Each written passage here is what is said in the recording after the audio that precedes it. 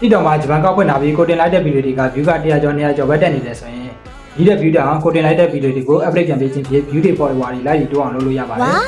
။ Okay ကိုတင်လိုက်တဲ့ဗီဒီယိုတွေကိုဘယ်လိုမျိုး update ပြန်ပေးရမလဲဆိုတာကိုဒီဗီဒီယိုလေးကိုအဆုံးထိလိုက်ကြည့်ပေးပါ။ပထမအဆုံးအနေနဲ့ကိုယ့်ရဲ့ TikTok ကောက်ထဲရောက်ပြီဆိုရင်အပေါ်ဆုံးကမြင်းသုံးချောင်းလေးကိုနှိပ်လိုက်ပါ။မြင်းသုံးချောင်းလေးကိုနှိပ်ပြီးသွားရင်setting privacy လို့နှိပ်လိုက်ပါ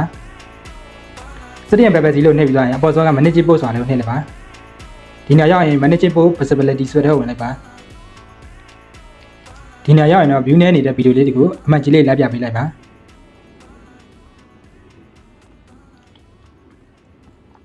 Okay view နဲ့နေတဲ့ဗီဒီယိုလေးတွေကိုအမှတ်ကြီးလေးပြပြီးသွားရင်အောက်က next ဆိုလို့နှိပ်လိုက်ပါ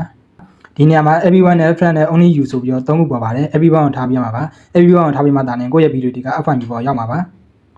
Okay everyone ကိုအမှတ်ကြီးလေးပြပြီးသွားရင် update ဆိုလို့နှိပ်လိုက်ပါ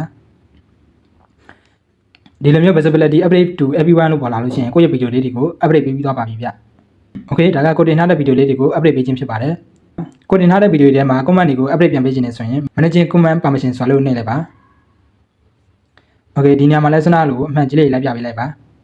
အမှန်ကြီးလေးပြပြီးသွားလို့ရှိရင်အောက်ကနေဆိုလို့ဆက်နေပြလိုက်ပါဒီနေရာမှာ allow comment နဲ့ don't allow comment ဆိုရင်နှစ်ခုပေါ်ပါတယ် allow comment ကိုလုပ်ပြလိုက်ပါ Okay allow comment ကိုနှိပ်ပြီးသွားရင်အောက်က update ဆိုလို့ထပ်နေပြလိုက်ပါ